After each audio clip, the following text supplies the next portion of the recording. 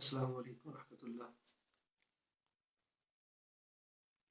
آج ہماری کلاس کا پہلا دن ہے، تو انشاءاللہ آج شروع کر رہے ہیں۔ میرے پاس جو حاضری لگی ہوئی ہے 7 لوگوں کی، 7 لوگ جو ہے وہ موجود ہیں گروپ میں۔ تو جو لوگ ہیں 13 پارٹیسپینٹس ہیں، 13 اسٹوڈنٹس میں سے 7 لوگ اویلیبل ہیں اس وقت واٹس ایپ گروپ کی حاضری کے مطابق۔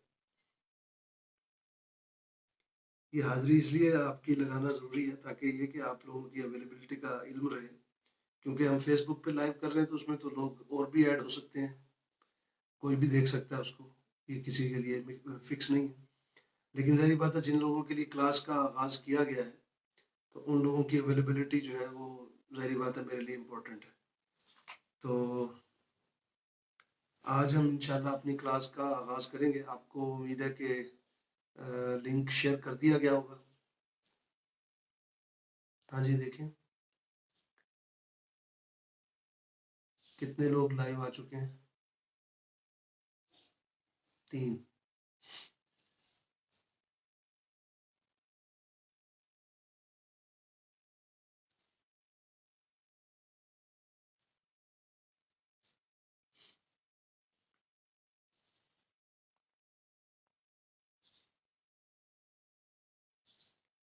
ہماری کلاس کی جو ترتیب ہے وہ اس میں میں بتاتا چلوں کہ ہم انشاءاللہ سورہ فاتحہ سے آغاز کریں گے، قرآن پاک کا ترجمہ اور تفسیر۔ اس میں ہم انشاءاللہ جو لفظی ترجمہ ہے اس کو بھی یاد کرنے کی کوشش کریں گے، ساتھ ساتھ قرآن پاک کی تفسیر جو ہے وہ بھی میں ساتھ ساتھ بیان کروں گا۔ اور تیسری چیز یہ کہ اس میں انشاءاللہ ہم جو عربی گرامر ہے اس کے بھی کچھ بنیادی، بالکل بنیادی، بہت ہی مختصر اور تھوڑے سے جو ہے وہ کچھ قواعد جو ہیں ان کو بھی ساتھ ساتھ ذہن نشین کریں گے، ان کو بھی ساتھ ساتھ بلکہ ان کی کچھ مشق بھی کریں گے، ریپیٹیشن بھی ہوگی اس میں، تاکہ یہ کہ تینوں اعتبارات سے ہمیں قرآن پاک کا فہم، قرآن پاک کی کہنے کے سمجھ آنے شروع ہو جائے۔ کیونکہ ایک تو یہ کہ گرامیٹیکلی آپ کو پتہ ہونا چاہیے کہ کوئی لفظ جو ہے اس کی کیا ہے، وہ اسم ہے، وہ فعل ہے جی، یا اس کی کیا حیثیت ہے، وہ کیسے بنا ہے، تو ان چیزوں کو بھی ہم دیکھیں گے۔ دوسرا یہ کہ ہم ظاہری بات ہے کہ آپ کو ساری گرامر بھی آ جائے، لیکن اگر آپ کے پاس ووکیبلری نہیں ہے، ذخیرہ الفاظ نہیں ہے جس میں آپ کے پاس، یعنی آپ کو معنی نہیں آتے قرآن پاک کے جو بھی الفاظ ہیں، تو اس سے بھی بات نہیں بنے گی۔ اس لیے ہم لفظی ترجمہ بھی انشاءاللہ اس کو بھی، الفاظ کے معنی بھی یاد کریں گے تاکہ ہماری ووکیبلری امپروو ہو۔ اور تیسری چیز یہ کہ جو ایک رواں ترجمہ ہے، پھر اس کے بعد جو ہے اس کی تفصیلات جو ہے اس کی تشریح ہے، اس کو بھی ہم دیکھیں گے تاکہ یہ کہ قرآن پاک کا جو فہم ہے پراپرلی وہ بھی انشاءاللہ ہمیں حاصل ہو جائے۔ تو یہ تو 3 چیزیں یوں سمجھیے کہ اس کلاس کے اندر یہ 3 چیزوں کا مرکب ہوگی یہ کلاس انشاءاللہ۔ جی جناب، کتنے لوگ آ گئے لائیو؟ وہی 3 ہیں۔ یہ جو گروپ ایڈمن ہیں جنہوں نے یہ گروپ سٹارٹ کیا ہے ان کو دیکھیں وہ اپنے اس میں حاضری کو لوگوں کی جو ہے وہ ایشور کریں، ٹھیک ہے۔ تو آج کی گفتگو جو ہے وہ ہم انشاءاللہ سٹارٹ کر رہے ہیں، لیکن اس کو میں مختصراً رکھوں گا تاکہ اگر یہ بہت سے لوگوں تک ہو سکتا ہے پیغام نہ پہنچ سکا ہو کل کے دن میں، تو آج ان سے رابطہ کر لیں، اور تاکہ کل ہم جو ہے وہ بہتر انداز سے اس کو جو بھی بات ہے، تاکہ ابتدائی جو باتیں ہیں، چند تمہیدی باتیں ہیں، کچھ کہہ لیں کہ ترغیب و تشویق کے حوالے سے ہیں۔ کسی بھی کام کو جب ہم شروع کرتے ہیں تو اس کی افادیت، اس کی اہمیت ہمارے سامنے ہونی چاہیے، تو اس اعتبار سے کچھ باتیں جو ہے رکھنا چاہ رہا ہوں۔ تو اس لیے میں تھوڑا ویٹ کر رہا ہوں کہ لوگ آ جائیں تاکہ زیادہ سے زیادہ لوگوں تک یہ بات جو ہے وہ پہنچ جائے۔ آپ اس کو کچھ گروپس میں شیئر کر دیں تاکہ پبلک میں سے بھی جو لوگ آنا چاہیں ان میں وہ آ جائیں۔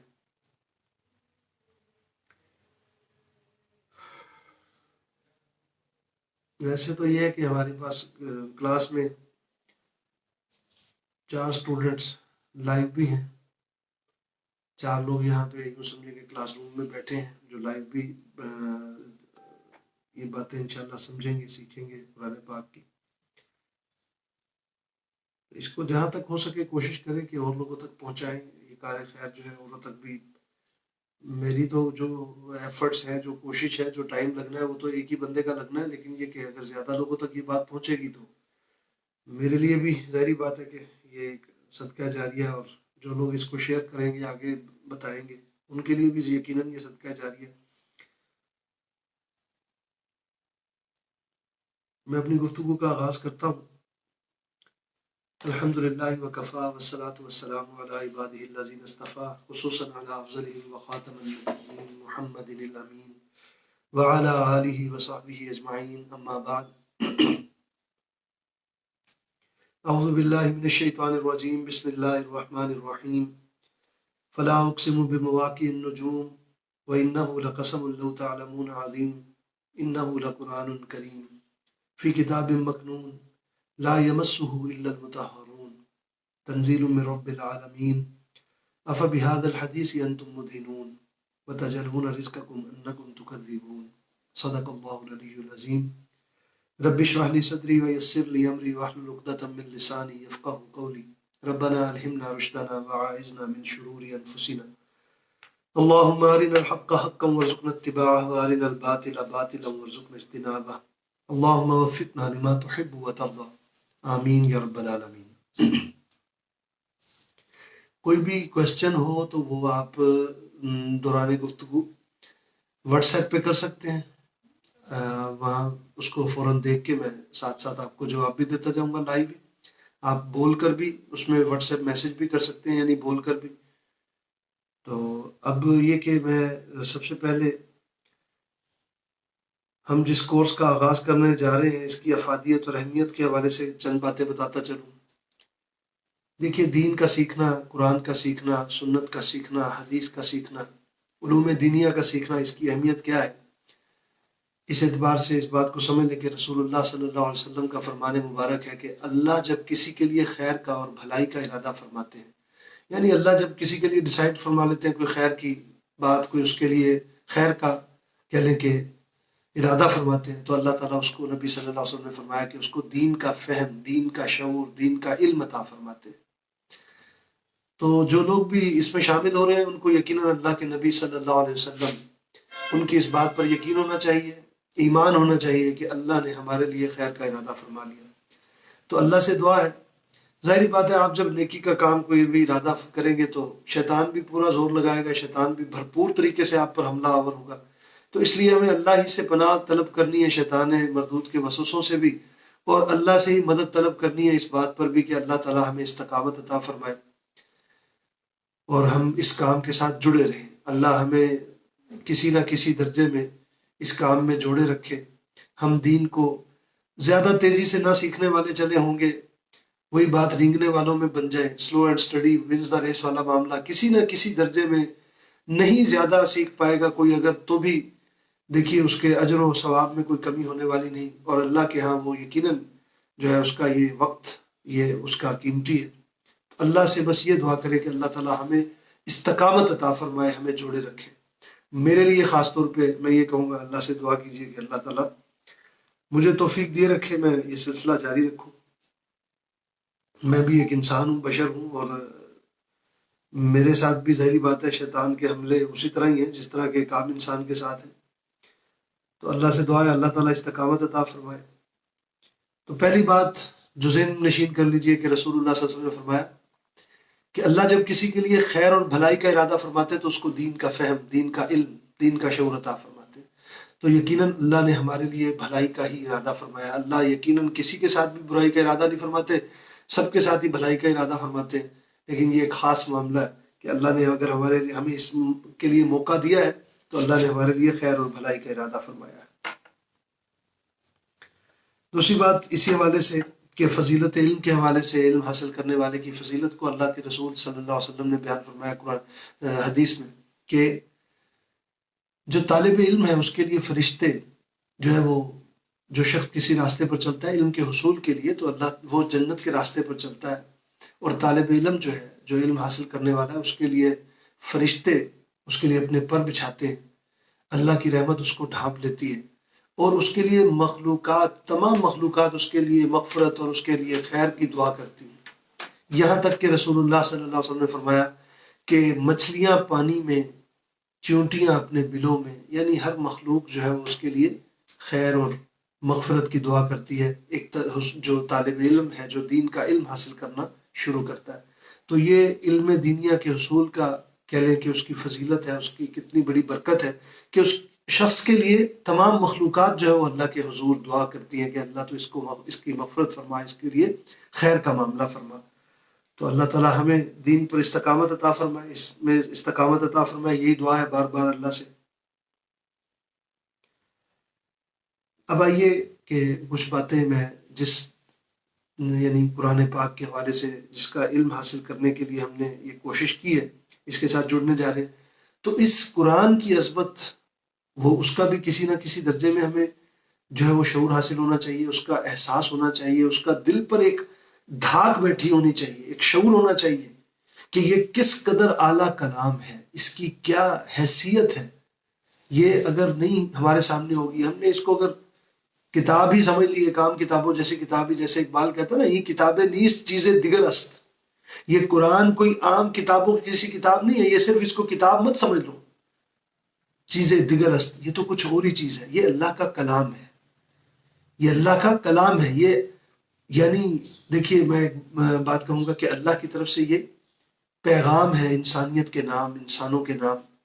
اگر کسی شخص کے کوئی ایک خط آئے، کوئی پیغام آئے، کسی کا میسج آئے، کوئی خط آ جائے اور اس خط کی بیک سائڈ پہ فرام لکھا ہو کہ یہ جی کسی جو ہے وہ یوں کہیے کہ وزیر اعظم ہاؤس کی طرف سے خط آیا، وزیر اعظم کے آفس کی طرف سے کوئی خط آیا، اس خط کی کیا حیثیت ہوگی ایک انسان کے لیے؟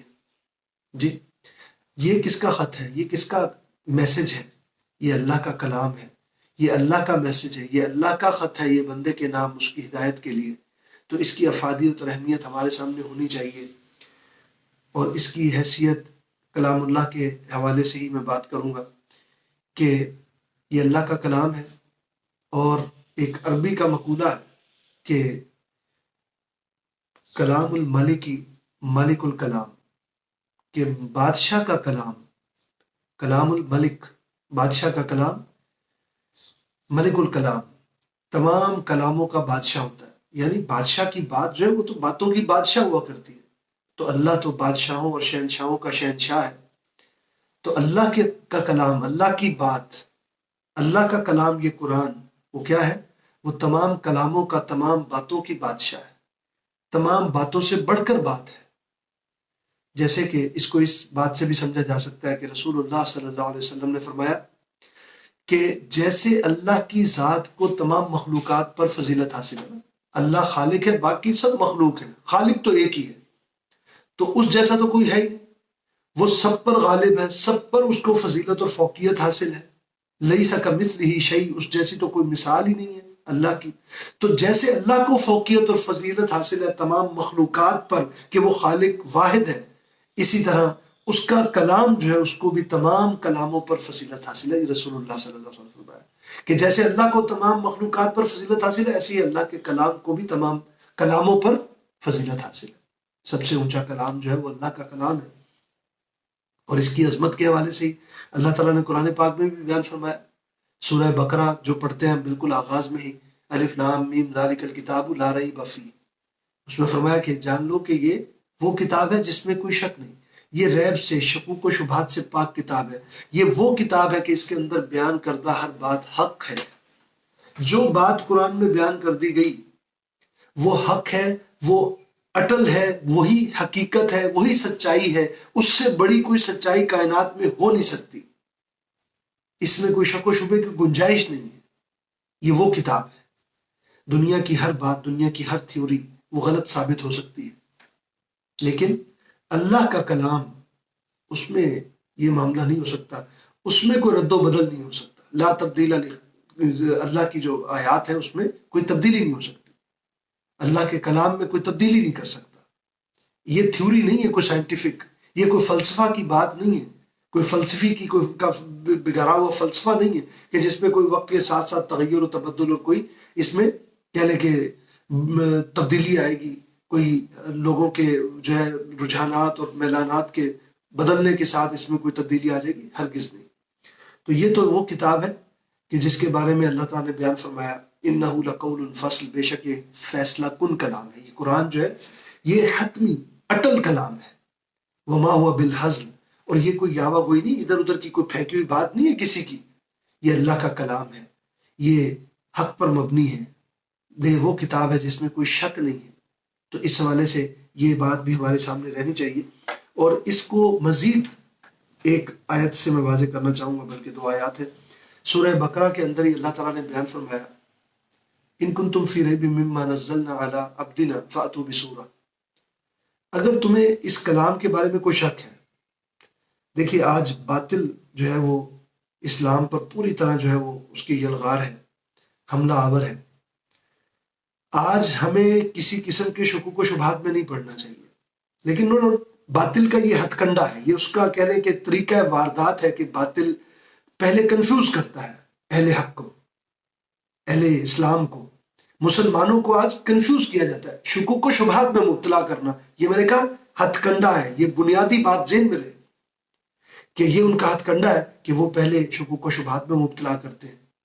تو اللہ تعالیٰ ان شکوک و شبہات سے فرما رہے ہیں کہ یہ کتاب پاک ہے. اور اگر کسی کو شک ہے، کسی نے شک میں ڈال ہی دیا، کوئی شیطان صرف انسان ہو یا شیطانوں میں سے کوئی شیطان ہو، اگر کسی کے ذہن میں کوئی کنفیوژن ہے کہ یہ کتاب اللہ کا کلام ہے بھی کہ نہیں ہے، اس کے اٹل ہونے، اس کی حقیقت ہونے کی کیا حیثیت ہے، اس اعتبار سے کوئی شکوک و شبہات ہے، تو اللہ تعالیٰ ایک چیلنج فرما رہے ہیں. یہ چیلنج بھی ہے، یہ اس اعتبار سے بھی یہ دلیل ہے یہ آیات کہ یہ قرآن جو ہے معجزہ ہے رسول اللہ صلی اللہ علیہ وسلم کا.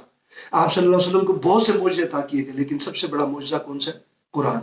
سب سے بڑا معجزہ قرآن پاک ہے. اور معجزہ کسے کہتے ہیں؟ وہ کام کہ جس کا مخلوقات کے کرنے سے جو مخلوقات جو ہے وہ عاجز ہوں. مخلوقات میں سے جن ہو، فرشتے ہوں، انسان ہو، کوئی بھی جس کام کے کرنے سے عاجز ہو، نہ کر سکے، تمام مخلوقات مل کر بھی، جن و انس و فرشتے سب، وہ کام کیا ہے جو وہ اللہ کر دے، وہ کیا ہے؟ وہ معجزہ ہے. یعنی جو کام کوئی مخلوقات میں سے نہ کر سکے. تو یہ قرآن معجزہ ہے، یہ اللہ کا کلام ہے، اللہ کی طرف سے اتارا گیا. یہ معجزہ ہے، یہ کسی انسان کا کلام نہیں ہے، کسی فرشتے کا کلام نہیں ہے، کسی جن کا کلام نہیں ہے. جیسے کہ مشرکین مکہ کہتے تھے کہ یہ تو کوئی آپ صلی اللہ علیہ وسلم کے پاس جن آتا ہے، وہ سکھا کر جاتا ہے. تو ایسا معاملہ نہیں ہے. یہ کسی جن کا کلام نہیں، یہ کسی فرشتے کا کلام نہیں، یہ کسی اجمی کا کلام نہیں. تو یہ اللہ کا کلام ہے. یہ اللہ کے سوا کسی کی مجال نہیں کہ یہ اس کو بنا سکے. یہ شکوک و شبہات کو دور کرنے والی بھی آیت ہے. یہ ریفرنس جو میں دے رہا ہوں سورہ بقرہ کی آیت ہے، دوسرے رکوع کے اندر، جس میں اللہ تعالیٰ بیان فرماتے ہیں کہ وَإِن كُنتُمْ فِي رَيْبٍ مِّمَّا نَزَّلْنَا عَلَىٰ عَبْدِنَا.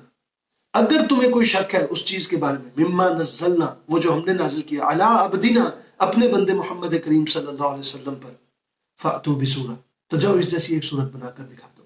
ان کنتم صادقین فاتو بسورۃ من مثلہ ودعوا شہداءکم من دون اللہ ان کنتم صادقین. اور ملا لو اپنے ساتھ جس کو چاہو، اپنے مددگار جنوں میں سے، انسانوں میں سے، جس کو چاہو اپنے ساتھ ملا کر تم اس قرآن جیسی ایک صورت بنا کر دکھا دو. دوبارہ آیت پڑھ رہا ہوں کہ وَإِن كُنتُمْ فِي رَيْبٍ مِّمَّا نَزَّلْنَا عَلَىٰ عَبْدِنَا فَأْتُوا بِسُورَةٍ مِّن مِّثْلِهِ وَادْعُوا شُهَدَاءَكُم مِّن دُونِ اللَّهِ إِن كُنتُمْ صَادِقِينَ. اگر تمہیں شک ہے کہ یہ قرآن اللہ کا کلام نہیں ہے تو جاؤ اس قرآن جیسی ایک صورت بنا کر دکھا دو، اور جس کو چاہے اپنا مددگار بنا کر، مل کر سارے بھی جو ہے وہ تم سوائے اللہ کے، جس کو چاہو ساتھ ملا کر اس قرآن جیسی ایک آیت بنا کر دکھا دو، اگر تم سچے ہو اس دعوے میں کہ یہ قرآن اللہ کا کلام نہیں ہے، یہ کسی مخلوق میں سے کسی کا کلام ہے. لائک میں نے کہا کہ جیسے مشرکین کہتے تھے آپ صلی اللہ علیہ وسلم کے پاس جن آتا ہے، وہ سکھا کے جاتا ہے، معاذ اللہ.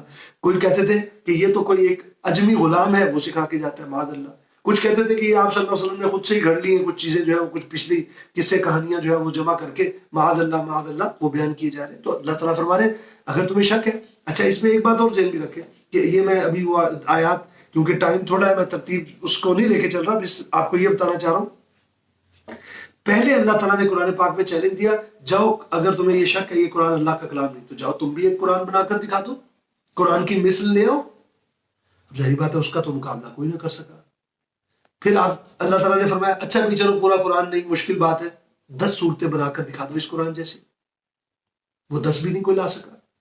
اللہ تعالیٰ نے پھر مزید آسانی فرمائی، اچھا چلو 10 نہیں، تم ایک صورت بنا کر دکھا دو. یہ جو آیت میں نے ابھی آپ کے سامنے پڑھی، اور وہ ایک صورت تو سورہ اخلاص جتنی بھی تو ہو سکتی ہے، قل ہو اللہ جیسی صورت، سورہ کوثر جتنی 3 آیتوں والی صورت بھی تو ہو سکتی ہے، سورہ العصر جو ہے جو 3 آیتوں والی ہے، اتنی سی صورت، تم اتنی سی ہی صورت بنا کر دکھا دو اور لا کر پیش کرو قرآن کے مقابلے میں، اگر تم سچے ہو کہ یہ اللہ کا کلام نہیں۔ دیکھیے یہ چیلنج کیا صرف عربوں کے لیے تھا؟ پہلی بات تو یہ کہ یہ ان عربوں کے لیے تھا جو اپنے آپ کو یہ کہتے تھے کہ ہم اصل میں اہل زبان ہیں، ہم بولنا جانتے ہیں، پوری دنیا کو وہ کہتے تھے یہ اجمی ہے، غیر عربی جو ہے ان کو وہ کہتے تھے اجمی۔ اجمی کا معنی ہے گونگا، کہ بولنا، نطق، کلام کرنا یہ تو صرف عربوں کو آتا ہے، وہ کہتے تھے۔ اور یہ ایک واقعتاً حقیقت ہے کہ ان کا بچہ بچہ، ان کا مرد و عورت، ان کا بوڑھا جوان، ان کا بچہ، ہر شخص جو ہے وہ واقعتاً، اس میں کوئی شک نہیں ہے، شاعری، ادب وہ ان کے اندر بڑا کوٹ کوٹ کر بھرا ہوا تھا۔ ایسے ہی ان کو زوم نہیں تھا کہ وہ دوسروں کو اجمی کہتے تھے، گونگے کہتے تھے۔ لیکن تو مقصد یہ کہ فرسٹ آف آل یہ چیلنج کن سے کیا جا رہا ہے؟ کوئی جاہل لوگوں سے، بالکل زمانے جاہلیت کہا جاتا ہے، وہ کچھ اور اعتبارات سے کہا جاتا ہے، اس اعتبار سے نہیں کہ وہ ان کو ادب اور وہ جو کہہ لیں کہ وہ بڑے فصیح اور بلیر لوگ تھے، اس اعتبار سے۔ تو ان کو چیلنج کیا گیا کہ جاؤ، اگر تمہیں لگتا ہے کہ یہ قرآن اللہ کا کلام نہیں ہے، کسی مخلوق میں سے بنایا ہوا کسی کا کلام ہے، تو تم بھی اس جیسی ایک صورت ہی بنا کر دکھا دو۔ تو یہ چیلنج سب سے پہلے تو یہ کہ انتہائی فصیح و بلیغ لوگوں کے سامنے پیش کیا گیا، اس کا مقابلہ نہ کر سکے۔ کوئی آ جاتا، لے آتا کہ قرآن کے ہم وزن، یہ دیکھیے ہم پلہ، یہ میں نے ایک چھوٹی سی صورت، ایک تحریر، ایک لائن ہی لکھ کے لے آتا، نہیں لا سکا۔ 1450 سال ہو گئے قرآن کے نزول کو، 1450 سال میں آپ کو پتا ہے کہ اسلام کو نیچا دکھانے کے لیے، قرآن کو غلط ثابت کرنے کے لیے، قرآن کی باتوں کو، کسی بھی چیلنج کو غلط ثابت کرنے کے لیے پوری دنیا، پورے جو اہل باطل ہے وہ اس کے لگے ہوئے ہیں اس کے خلاف، لیکن کوئی ثابت نہیں کر سکا۔ 1450 سال اگر سمجھے انسان تو بہت بڑی دلیل ہے کہ کوئی اس قرآن جیسی ایک صورت، ایک آیت بھی نہیں بنا کر لا کر پیش کر سکا کہ دیکھو۔ اور اس کو سمجھنے کے لیے یہ بات ذہن میں رہے کہ کیا ایسا معاملہ ہے۔ دیکھیے ہم علامہ اقبال کی بات کرتے ہیں، ہم پاکستانی جانتے ہیں، دنیا جانتی ہے ویسے، ہم علامہ اقبال کے کلام جیسا کلام جو ہے وہ کسی کو شاعر ماننے کو تیار نہیں۔ شاعر تو بے شمار ہے، لیکن کوئی علامہ اقبال جیسی شاعری پیش کر کے دکھائے، ہم ماننے کو تیار نہیں ہے آسانی سے۔ اللہ تو اس پر قادر ہے کہ اللہ جو ہے وہ اور علامہ اقبال پیدا کر دے، لیکن اللہ کے کلام جیسا کلام کوئی پیدا کر کے دکھا دے، کوئی بنا کر دکھا دے، یہ تو اللہ کبھی نہیں چاہے گا، اللہ نے کسی کو یہ توفیق نہیں دی۔ اور یہ وہی بات 1450 سال جو ہے وہ اس بات پر گواہ ہے۔ اور اگلی آیت دیکھیے ذرا، اگلی آیت جو ہے وہ اس پر یوں، پہلے کیا فرمایا؟ ان کنتم وَإِن كُنتُمْ فِي رَيْبٍ مِّمَّا نَزَّلْنَا عَلَىٰ عَبْدِنَا فَأْتُوا بِسُورَةٍ مِّن مِّثْلِهِ وَادْعُوا شُهَدَاءَكُم مِّن دُونِ اللَّهِ إِن كُنتُمْ صَادِقِينَ، کہ اگر تمہیں شک ہے یہ قرآن اللہ کا کلام نہیں ہے تو جو تم میں سے چاہے اپنے مددگار ملا کر اس کلام جیسا ایک صورت بنا کر دکھا دے۔ اگلی آیت میں فرمایا فَإِن لَّمْ تَفْعَلُوا، اور اگر تم ایسا نہ کر پاؤ، یعنی تم قرآن کی ایک صورت بھی نہ بنا سکو قرآن جیسی، وَلَن تَفْعَلُوا، پہلے کیا فرمایا؟ فَإِن لَّمْ تَفْعَلُوا، اور اگر تم نہ کر پاؤ، وَلَن تَفْعَلُوا، اور فرمایا تم کر ہی نہیں سکو گے، ہرگز۔ یہ الفاظ جو ہے، یہ ترجمہ جو کر رہا ہوں وَلَن تَفْعَلُوا کے، یہ کوئی خطابی جوش میں نہیں، اس کا ایگزیکٹ ترجمہ یہ بنتا ہے ہرگز نہیں کر پاؤ گے تم، وَلَن تَفْعَلُوا، ہرگز نہیں کر پاؤ گے، یعنی ہرگز تم قرآن کی ایک صورت جیسی صورت بھی نہیں بنا سکتے، نہیں بنا پاؤ گے۔ فَاتَّقُوا النَّارَ، تو پھر فرمایا کہ ڈرو اللہ کی جلائی ہوئی آگ سے۔ پھر تمہیں چاہیے کہ خدا خوفی کرو، پھر تمہیں اس قرآن کو جھٹلاؤ مت، اس کو پس پشت مت پھینکو، اس کے وعدے اور اس کی وعیدوں سے ڈرو، بچو، یہ بات کی جا رہی۔ تو یہ وہی بات۔ اچھا یہ انداز آپ دیکھیے، ہمارے استاد محترم فرمایا کرتے تھے کہ یہ انداز، یہ جو انداز ہے نا، تم نہیں کر سکو گے، یہ پوری نوع انسانی نہیں، پوری مخلوقات کو اللہ کا چیلنج ہے، تم ہرگز نہیں کر سکو گے، ہرگز نہیں کر سکو۔ یہ انداز کبھی کسی کتاب کا ہے؟ آپ دنیا کی کتابیں اٹھا لیجیے، کسی کتاب کا آپ کو یہ انداز نہیں ملے گا، اس طرح کا چیلنجنگ اور دو ٹوک، اور کسی سائنسدان کی سائنٹیفک تھیوری کا آپ کو یہ انداز نہیں ملے گا کہ وہ کہے کہ بس جو میں نے کہہ دیا یہ حتمی ہے، آئندہ اس پر کوئی بات نہیں ہوگی، کلام نہیں ہوگا، اس تھیوری کو کوئی چیلنج نہیں کر سکتا، اس میں کوئی رد و بدل نہیں ہو سکتا۔ تھیوریز بدلتی رہتی ہیں، فلسفے بدلتے رہتے ہیں وقت کے ساتھ ساتھ، لیکن اللہ کا کلام اٹل ہے۔ تو اللہ تعالیٰ فرما رہے ہرگز نہیں تم کر سکتے۔ تو یہ باتیں آپ کو اس لیے رکھی، بیک آف مائنڈ میں یہ چیز ہونی چاہیے۔ اگر کسی کو شک ہے، کوئی شک کو شبہات میں ڈالے، تو یہ ایک مسلمان کے پاس یہ چیزیں ہونی چاہیے، یہ علم میں ہونا چاہیے، اسے یقین ہونا چاہیے یہ اللہ کی کتاب ہے، یہ کنوکشن نہیں ہوگی تو کیا اس سے پھر تعلق ہوگا؟ تو یہ اللہ کا کلام ہے، یہ وہی بات انہ لقول فصل، یہ فیصلہ کن کلام ہے، لا ریب فی، اس میں کوئی شک نہیں، اور پھر یہ کہ اس کے بارے میں چیلنج کیا، یہ رسول اللہ صلی اللہ علیہ وسلم کا سب سے بڑا معجزہ ہے۔ اس معجزے کے حوالے سے بھی ایک بات کرتا چلوں کہ نبی کریم صلی اللہ علیہ وسلم کو بہت سے معجزے دیے گئے، پہلے انبیاء کرام کو بھی بہت سے معجزے دیے گئے۔ مثال لیتے ہیں حضرت موسیٰ علیہ السلام کو اللہ تعالیٰ نے وہ جو عصا عطا فرمایا تھا، وہ جو لاٹھی تھی، وہ جو چھڑی تھی، وہ کیا ہے؟ وہ عصا تھا، اس کو عصائے موسیٰ جو کہتے ہیں، ہم مانتے ہیں جانتے ہیں۔ وہ سمندر میں مارا، سمندر پھٹ گیا، راستہ بن گیا خشک۔ پہاڑ کی چٹان پہ مارا، اس میں سے 12 چشمے پھوٹ پڑے۔ ٹھیک ہے، کیا اس عصائے موسیٰ علیہ السلام، جو موسیٰ علیہ السلام کا عصا ہے، کیا وہ آج بھی ایکٹیو ہے؟ اگر وہ جیسے تبرکات میں موسیٰ علیہ السلام کے تبرکات کے حوالے سے قرآن پاک میں آئے گا کہ وہ موجود ہیں کہیں، جہاں کہیں بھی ہیں، کن لوگوں کے پاس ہیں، میں اس تفصیل میں نہیں جا رہا، کیا وہ ایکٹیو ہے؟ کہ آج بھی اس عصائے موسیٰ کو کوئی پکڑ کر سمندر میں مارے گا تو کیا خشک راستہ بن جائے گا؟ ہرگز نہیں۔ لیکن رسول اللہ صلی اللہ علیہ وسلم کا یہ معجزہ جو اللہ نے آپ صلی اللہ علیہ وسلم کو عطا کیا، قرآن، اس کی تاثیر، اس کا اثر، اس کے ایکٹیو ہونے کا معاملہ، یہ آج بھی اسی طرح ہے۔ اس قرآن کی تاثیر آج بھی ویسی ہے جیسے کہ رسول اللہ صلی اللہ علیہ وسلم کے اور صحابہ کے ہاتھ میں تھا تو تھی۔ تو اس لیے اس معجزے کو تھامنے کی ضرورت ہے، اس معجزے کو سمجھنے، اس کو پڑھنے کی۔ یہ کوئی جادو منتر نہیں ہے، معاذ اللہ، یہ اللہ کا کلام ہے، یہ زندگیوں کو بدلنے والا کلام ہے۔ وہ اقبال کہتا ہے چون بجا در رفت جا دیگر شبد، یہ کلام تو جب انسان کے اندر اترتا ہے تو اس کے اندر ایک انقلاب برپا کر دیتا ہے، اس کے اندر جو ہے وہ چینجنگ لے آتا ہے بہت بڑی۔ تو وہ جو تزکیہ نفس کی بات کی جاتی ہے، اس اعتبار سے بھی اگر دیکھا جائے تو یہ انسان کے تزکیہ نفس کے لیے، اس کی اصلاح باطن کے لیے، اس کے اصلاح اعمال کے لیے جو ہے وہ ایک ایسی اللہ نے شفا عطا فرمائی ہے، جس کو خود قرآن پاک میں اللہ تعالیٰ نے بیان فرمایا ہے، شفاء لما فی الصدور۔ یہ قرآن جو ہے یہ کیا ہے؟ سورہ یونس کی آیت ہے، یا ایھا الناس، پوری نوع انسانی سے خطاب ہے، صرف مسلمانوں سے نہیں۔ یا ایھا الناس قد جاءتکم موعظۃ من ربکم، اے لوگوں تمہارے پاس تمہاری رب کی طرف سے نصیحت آ چکی۔ اور اب یہ ہے کہ اس کے حوالے سے فرمایا موعظۃ من ربکم،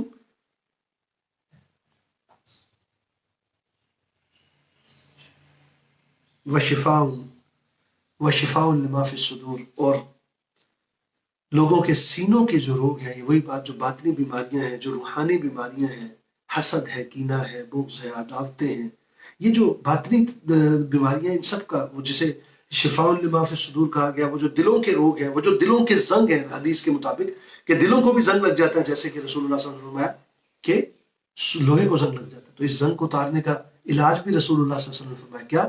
کثرت تلاوت قرآن۔ صحابہ کا معمول کیا تھا؟ 7 دنوں میں، ایک ہفتے میں قرآن پاک کی تلاوت، یعنی ایک دورہ مکمل تلاوت، یعنی روزانہ ایک منزل۔ قرآن پاک کی 7 منزلیں آپ کے علم میں ہوگا، 7 منزل، روزانہ ایک منزل، تقریباً 4 سوا 4 پارے بنتے ہیں۔ ایک عام پڑھنے والا، ایک روٹین سے پڑھنے والا آدمی 20 منٹ میں پارا پڑھ لیتا ہے، 4 پارے پڑھنے میں کتنی دیر لگی؟ 80 منٹ۔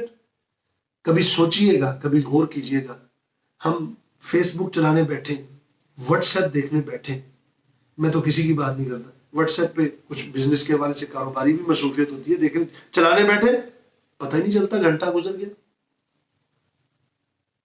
تو بھائی ہم یہی فیس بک چلانے، یہی سوشل میڈیا استعمال کرنے، یہی ٹیلی ویژن دیکھتے، پروگرامز دیکھتے، دنیا کے اور دھندے کئی کرتے، شادی بیاہوں کی تقریبات میں جا کے بیٹھے بیٹھے اور ہلڑ بازیوں میں وقت گزارتے، ہمیں گھنٹوں کا پتہ نہیں چلتا۔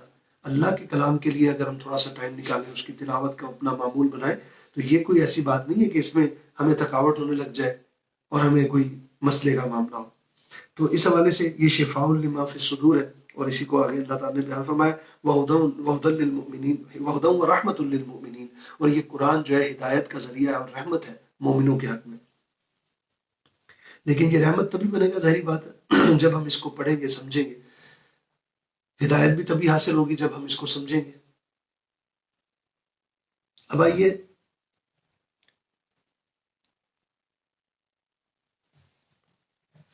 ہاں جی، کیا ہماری حاضری کیا چل رہی ہے جی؟ ہاں جی، میں مزید باتیں کچھ جو کرنا چاہ رہا تھا آج میں آپ کو مزید میں نہیں کروں گا اس کو، کچھ پچھلے کے ساتھ کلام کو جو ہے وہ جوڑوں گا انشاءاللہ پچھلی گفتگو کے ساتھ. آج ہم اسی پر بس اکتفا کرتے ہیں. آج جو باتیں آپ کے سامنے رکھی ان کو نوٹ کریں، ان کو میں یہ کہوں گا کہ دہراتے رہنے کی ضرورت ہے، یاد رکھنے کی ضرورت ہے، تبھی ہمیں اللہ تعالیٰ استقامت عطا فرمائیں گے. کہ یہ ظاہری بات ہے کہ ان چیزوں کی افادیت اور اہمیت، قرآن کی عظمت، اس کا دل پر دھاک، اس کی دل پر دھاک بیٹھنا، اس کا ایک روب بیٹھنا، اس کا اللہ کا کلام ہونے کی حیثیت میں ہمارے سامنے رہنا، یہ ساری باتیں ہوں گی. اسی طرح حصول علم جو ہے، دین کے علم کے حصول کی جو فیوز و برکات ہیں، جو اس کی فضیلت ہے، ان سب چیزوں کو سامنے رکھیں گے تو ہی ہم جڑے رہیں گے. ورنہ شیطان جو ہے وہ اس کی افادیت ہماری نظروں سے جیسے ہی اوجھل کرے گا تو پھر یہ کہ اس کام میں ہم پسپائی اختیار کر جائیں گے، پیچھے ریورس گیئر لگنا شروع ہو جائے گا. تو آج کے لیے اتنا ہے، انشاءاللہ پھر کل دوبارہ جو ہے وہ ملاقات ہوگی. کوئی سوال ہو تو آپ واٹس ایپ پہ بھی کر سکتے ہیں. ٹھیک ہے جی، جزاکم اللہ خیر، وآخر دعوانا الحمدللہ رب العالمین.